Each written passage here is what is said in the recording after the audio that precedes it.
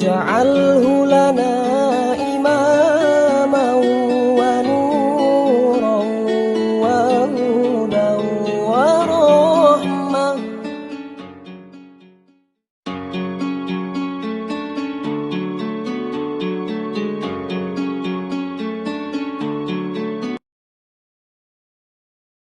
Kita lanjutkan kajian kita berkaitan dengan kenapa sih kita itu atau orang itu tidak mau atau belum terhentak hatinya, tidak memiliki kemauan yang kuat untuk menghendaki keuntungan akhirat. Kenapa itu? Oleh Hujjatul Islam Imam Al-Ghazali dikatakan bahwa ada beberapa hal yang menjadi syarat. Yang syarat ini nanti kalau terpenuhi, maka orang itu akan bisa berjalan atau mulai terhentak, mulai berkeinginan untuk senantiasa mengejar keuntungan-keuntungan yang sifatnya adalah ukhrawi.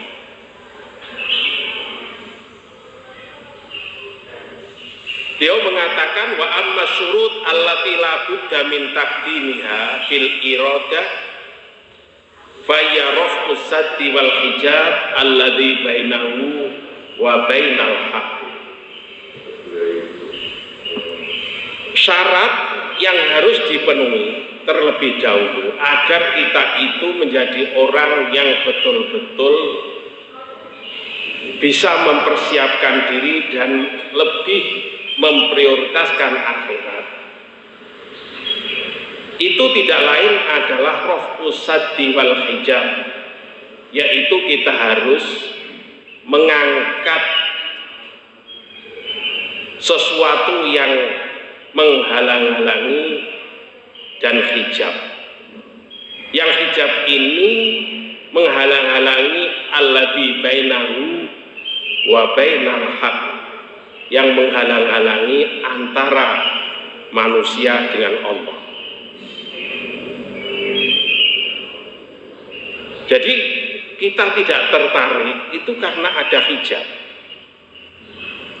Hijab ada ada tirai yang menghalang-halangi antara kita dengan Allah, sehingga kita nggak tertarik dengan hal-hal yang sifatnya ilahiyah, itu nggak tertarik. Lah sebabnya apa? Fa inna hirmanal khalqi anil haqqi sababu tarakumul hijabi wa wuqu'il hijabi ala tariq.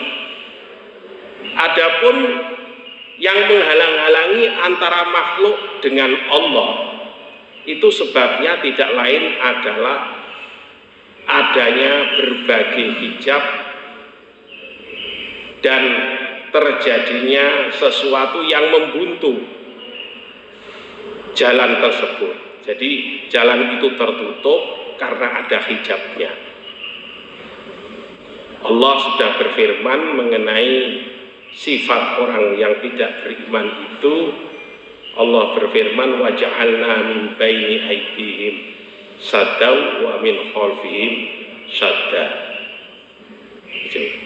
Jadi orang yang beriman itu oleh Allah, ya, depannya sudah dibuntu dengan hijab, di belakangnya juga ada hijab, ada sesuatu yang membuntu sehingga dia tidak bisa noleh ke depan, juga nggak kelihatan, ke belakang juga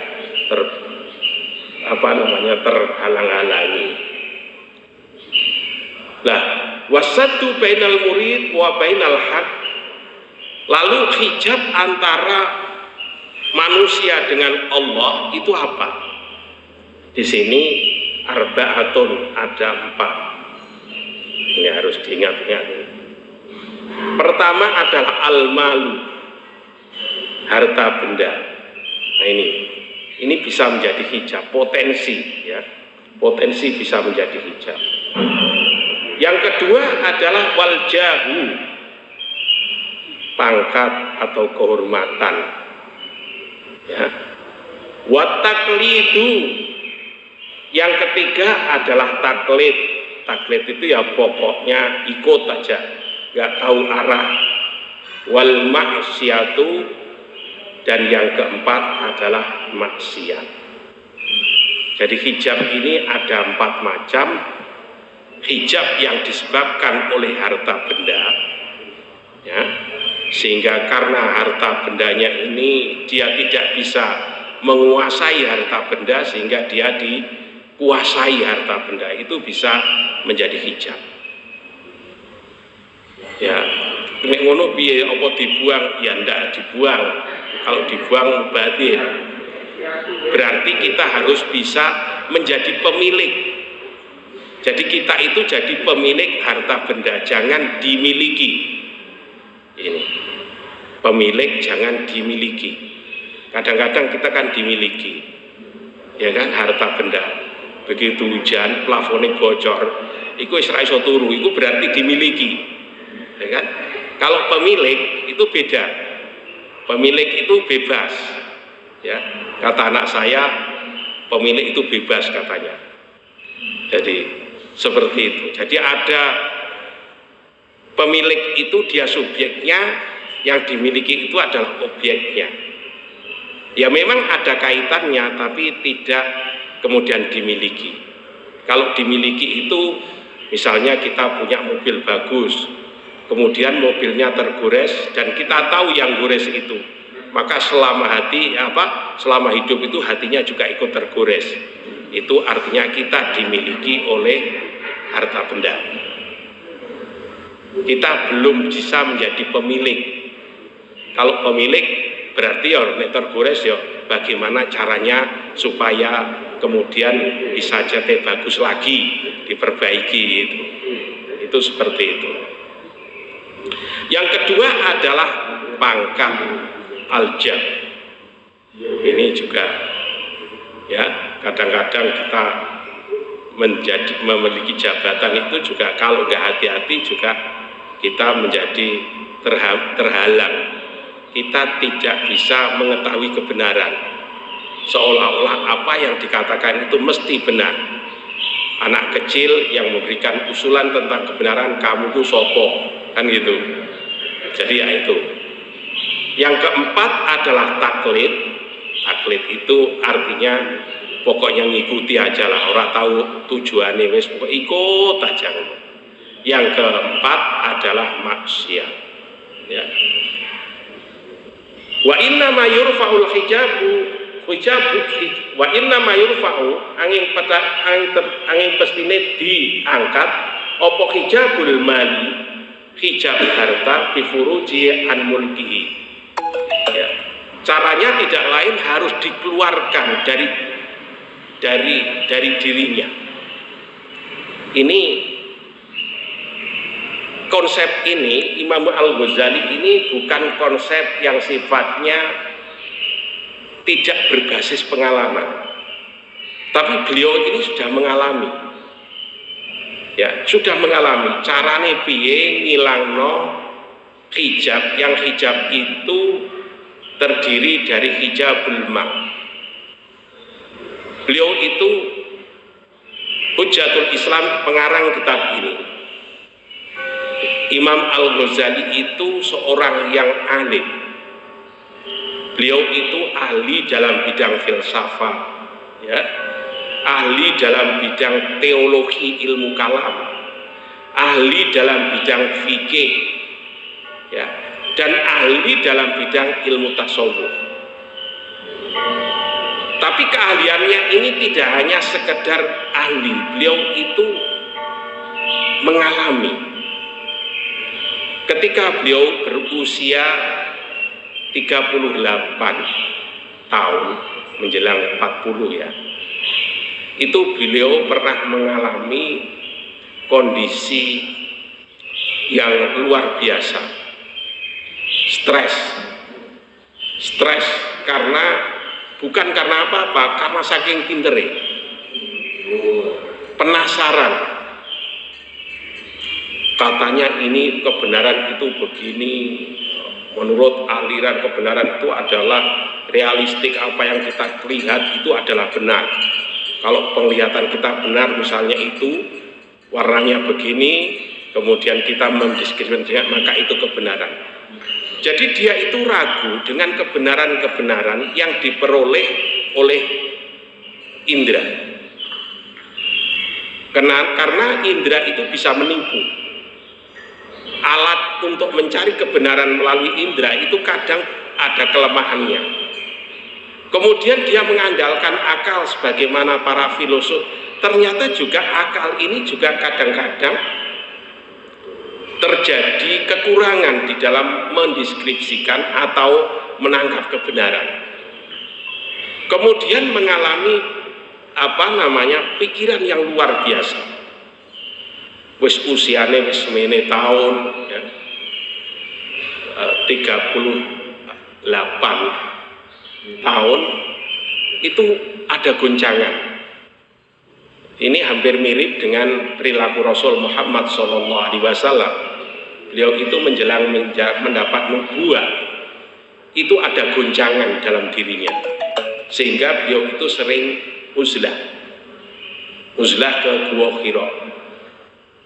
Sampai kemudian ketika itu padahal beliau itu ya berada di dalam puncak karier yang luar biasa.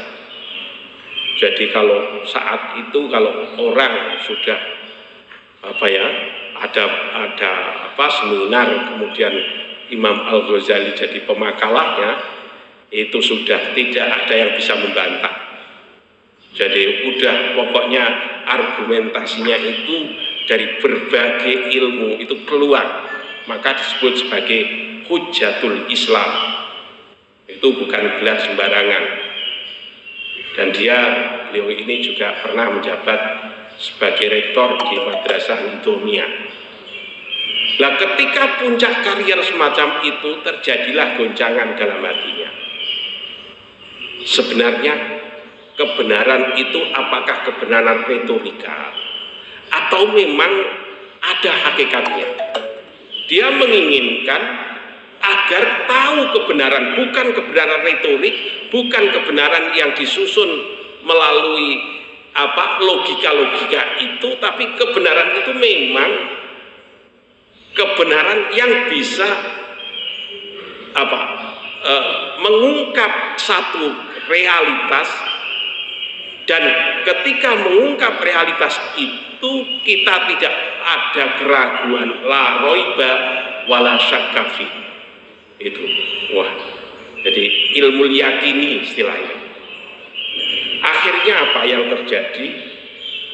Sampai beberapa bulan atau hari itu beliau tidak bisa makan dan minum kecuali terpaksa. Mau ngaji, mau mengajar, sudah bawa buku, nggak bisa berkata-kata. Saking seorang kalau sudah mikir banget itu seperti itu. Di dalam dirinya itu jadi split personalitas. Antara dia sebagai orang Islam sangat yakin kebenaran kenabian, kebenaran wahyu, kebenaran yang diinformasikan oleh Allah.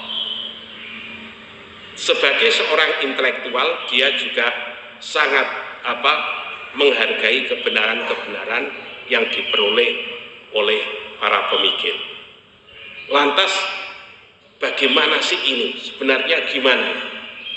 Bagaimana caranya bisa kebenaran ini, kebenaran awal, yaitu kebenaran pikiran-pikiran itu bisa menghantarkan kepada kebenaran yang hakiki itu seperti apa? Itu yang jadi pikirannya. Maka kemudian dalam dirinya itu terdapat goncangan yang luar biasa, ya karena beliau ini orang alim itu kalau berpikir itu bukan persoalan apa yang harus dimakan, bagaimana cara menjabat dan lain, bukan itu. Tapi yang dipikirkan adalah hidup ini sebenarnya untuk apa? Untuk apa hidup ini? Ini pertanyaan. Hidup ini tidak lain adalah untuk persiapan akhirat. Jawaban.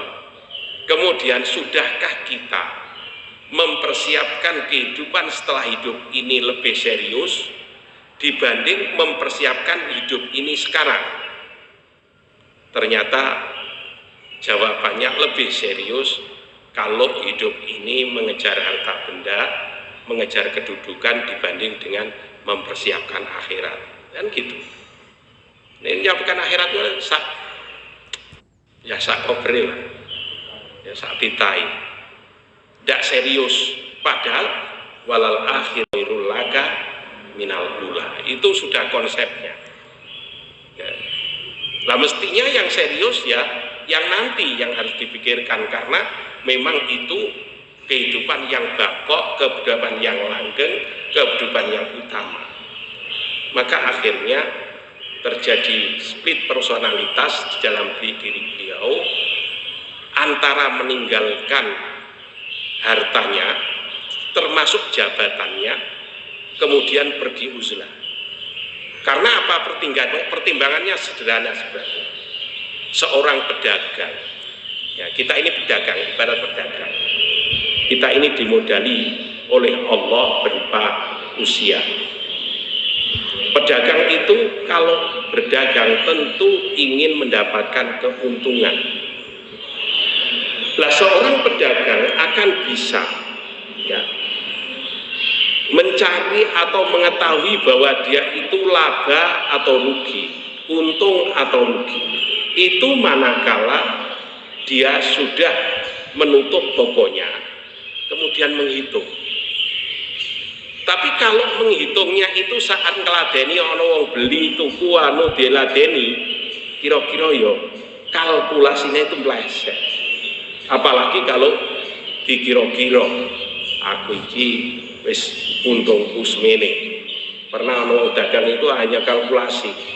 Kemudian dihitung untungnya dok, resikonya lah dihitung. Akhirnya malah bangkrut. Iya kan? Maka orang hidup juga begitu. Orang hidup ini perlu ada proses muhasabah. Menghitung, bukan menghitung hari. Bukan menghitung gaji juga bukan. Tapi menghitung persiapan kita. Kita ini termasuk wong sing untung, apa wong sing rugi. Nah, standarnya apa? Standarnya adalah keberuntungan akhirat. Lah untuk sampai supaya kita bisa sadar betul dan tahu betul bahwa kita beruntung dan untungnya berapa, kalau rugi-ruginya berapa, langkah apa berikutnya yang harus kita lakukan, itu tentu harus ada fase, di mana fase itu orang itu fokus untuk melakukan proses penghitungan itu. Dan itulah yang kemudian diputuskan oleh beliau harus uzlah. Uzlah itu mengasingkan diri. Ini padahal saat itu wah lagian ya istilahnya lagi viral. Pokoknya kalau itu pendapatnya selalu digunakan, didengarkan dan lain sebagainya. Tapi kemudian beliau beruzlah. Ya, beruzlah. Untuk apa? Untuk melakukan langkah berikutnya supaya langkahnya itu bisa benar. Nah, saat itu harta bendanya, ini kalau Imam Al-Ghazali itu harta bendanya itu kemudian disodakohkan dan sebagian untuk keluarganya. Nah kemudian beliau itu berangkat beruzlah itu hanya membawa jarum dan timbo. Kalau sekarang itu jarum itu kalau bajunya dedel kanggo ndondongi, karena ini kanggo alat ibadah. Timbo kanggo air untuk berwudu, bersuci. itu dok. Bagaimana hidupnya? Hidupnya bergabung dengan orang-orang yang ada di masjid. Dulu itu ada halakoh atau orang-orang yang memang kemudian uzlah di masjid itu, dan di situ itu nanti mereka berzikir dan lain sebagainya. Jadi melepaskan diri, dan uzlahnya ini tidak diketahui pindah dari masjid, bukan mendejaulah, itu tidak seperti itu. Jadi dari masjid ke masjid untuk iktikaf dan menenangkan diri. Jadi untuk mencari sebenarnya seperti apa haqaiqul umur itu, hakikat kehidupan, hakikat kenyataan itu seperti apa. Dari masjid ke masjid, suatu saat beliau pernah tinggal di masjid Masjidil Aqsa, ya, iktikaf di situ. Ternyata di Masjidil Aqsa itu ulama-ulama itu sering menyebut, menurut Imam Al-Ghazali, akhirnya dia itu takut kalau ketahuan, maka kemudian dia pindah lagi itu supaya nggak ketahuan. Karena kalau ketahuan nanti bisa dihormati dan nanti gagal dia, proses muhasabahnya jadi gagal. Itu. Jadi itu dilakukan berjalan selama 10 tahun itu untuk membuka diri. 10 tahun. Jadi tidak mudah. Jadi beliau ini tidak teori, tapi dia ini sudah melakukan. Ya. Jadi pertama, cara menghilangkan hijab yang disebabkan oleh harta tidak lain adalah bihurujihi an mulkihi hatta la yaqalahu illa qadra darurah. Ya. Jadi sehingga dia itu tidak memiliki, tidak membutuhkan kecuali hanya sekedar secukupnya, darurah, kebutuhannya saja. Karena apa? Selama harta itu masih ada di tangannya, maka dia itu mesti memiliki kecenderungan untuk memikirkannya. Dan ini yang menjadikan kita itu nggak bisa berangkat pada Allah. Ya. Yang kedua adalah wa innama yurtafa'u hijabul jahil. Kalau bagaimana caranya menghilangkan hijab yang terdiri dari pangkat, yaitu dengan cara bil bukti anil mawadi'il jahi bitawaddu'i wal isari wa isaril humuli wal harabi min asbabi dzikri. Jadi caranya supaya orang itu tidak terhijab oleh pangkat, maka dia itu harus menjauh dari dia itu dihormati. Jadi menjauh, memang sengaja menjauh. Ya. Dengan cara apa? Tawadhu. Ya. Tawadhu. Jadi menjauhnya itu bukan karena minder, tapi karena tawadhu. Ya, bukan berarti wa isaril humuli. Dan yang kedua adalah di dalam hidup ini dia lebih memilih berperilaku humul. Humul itu, ya, humul itu adalah perilaku isqatul manjila fi ayunin nas. Perilaku yang menyengaja dia itu menjatuhkan atau sengaja dia itu supaya nggak dihormati gitu. Itu biasa di kalangan ulama itu seperti itu. Tapi ulama yang dulu-dulu, kalau ulama sekarang bagaimana cara dihormati? Nah, ya, kalau ulama dulu itu tidak begitu. Mereka itu lebih memilih supaya orang itu nggak tahu. Maka Hujatul Islam Imam Al-Ghazali begitu disebut nama-namanya itu di dalam majelis seperti ini, beliau malah ngilang. Karena kalau jangan sampai ketahuan itu. Maka gaya ulama dulu itu kan kayak petani biasa. ulama-ulama dulu kalau jenengan lihat itu, beliau itu kan biasa, tidak kemudian jubahnya dan lain sebagainya, tidak seperti itu. Karena apa? Karena mereka itu lebih memilih penampilan humul.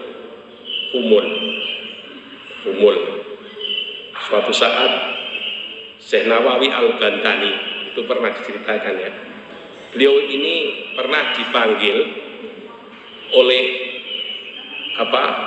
ulama Mesir, karena karangan beliau ini kan viral, atau bukunya ini siapa ini, kok ada ulama Indonesia tapi mengarang kitab dengan bahasa Arab. Nah, kemudian ketika beliau dipanggil di Mesir, itu dia ngajak muridnya yang rotok ganteng gagah, karena Syekh Nawawi Al-Bantani itu orang Jawa, ya seperti orang Jawa lah. Orang Jawa itu biasa, ya ireng, cilik, cendek, gitu kan. Orang member, ulama orang member. Tapi namanya itu besar. Maka beliau ini ketika dia diundang ke sana itu, kemudian untuk baksul masail atau ya istilahnya presentasi kalau sekarang. Maka kalau zaman dulu buku-bukunya di bawah. Maka ngajak santrinya sing ganteng, sing gede dhuwur, kon nggawa buku. Kan? Nggawa buku. Begitu mau sampai buku-buku kitab-kitab tadi wis aku sing nggawa nang. Kemudian Syekh Nawawi sing nggawa, lah kula Mbah, kula iki, kowe sing kono isih. Nawawi santrine berangkat duluan, Nawawi di belakangnya, sing diambungi santrine. Iya, dan itu nggak tersinggung, dan memang sengaja begitu. Begitu duduk, yang disuruh dipersendahkan itu Nawawi tadi, ya santrinya itu duduk kasih mic. Pertanyaan-pertanyaan masuk ke semuanya, keringetan santri, terus menengahi kandani, terus engko serahno aku ae. Kemudian setelah itu betul berondong dengan persoalan-persoalan keagamaan, dan santrinya juga tahu karena minta kiainya, terus kowe aja minder, kowe serahno aku. Kemudian kami serahkan kepada orang yang di sebelah saya. Dijawab oleh Syekh Nawawi yang dikira sopirnya bahwa pembantunya tadi. Itu orang dulu itu begitu. Itu namanya humul. Ya humul, orang kemudian nerak diambung tangane kemudian mutung ya ulama ya orang ngono orang ya, humul itu seperti itu. Kalau dihormati ya tidak masalah, karena sesungguhnya dia itu memiliki ilmu, mengajar dan lain sebagainya, bukan untuk mencari penghormatan, tapi semata-mata karena Allah Subhanahu wa Ta'ala.